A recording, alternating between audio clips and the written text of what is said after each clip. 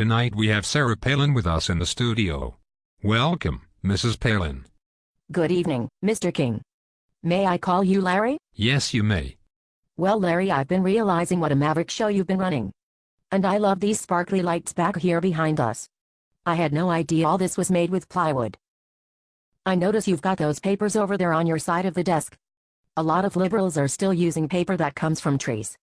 We are never going to save the environment with backward policies like that. I save lots of trees by just writing on my hand. By the way, I know a chiropractor who might be able to help you with that slouch. What slouch? Never mind. Anyway, Larry, do you have any questions for me? Sarah. May I call you Sarah? You received a lot of flack for a comment you made after the 2008 presidential election, where you said, "I look forward to running for vice president again in 2012. Are you aware that you don't run for vice president? You have to be chosen as a running mate by your party's nominee. How do you respond to that?" Well, Larry, I mean, come on, are you going to split hairs here about little details of the electoral process? The main thing is that I have what it takes to put a happy face on the Republican Party, and I had so much fun running for vice president in 2008. I intend to run again in 2012, and I already have a sizable war chest. Larry, I say you gotta go for your dreams. Yes, but... Okay. Moving on. Look, Larry, as vice president, I will be like the insurance policy in case anything unspeakable were to happen to the big guy, know what I mean? Your very existence in the office would make sure nothing happens to him.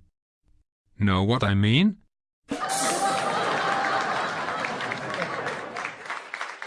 Moving on. What do you think of the Obama healthcare plan?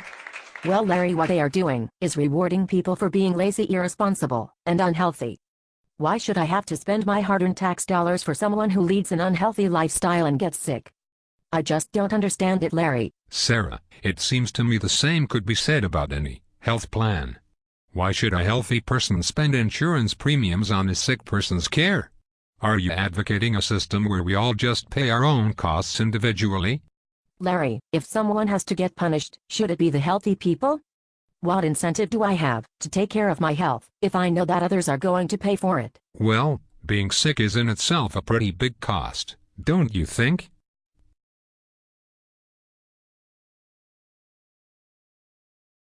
Moving on. How would you handle the situation of Israeli settlements in the West Bank?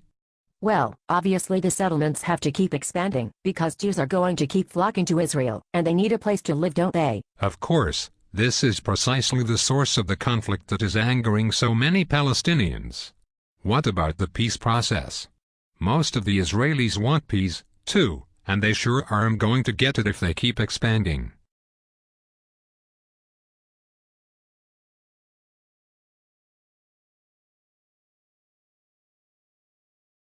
Larry, I don't know where the Palestinians want the Jews to live if they don't have any space in concentration camps. These are the kind of policies that the fascist Obama administration keeps advocating. Why does he keep siding with the Muslims, anyway? He's been secretly a Muslim for years. Okay, I don't know what to do with that one. What if he were a Muslim? Is that bad?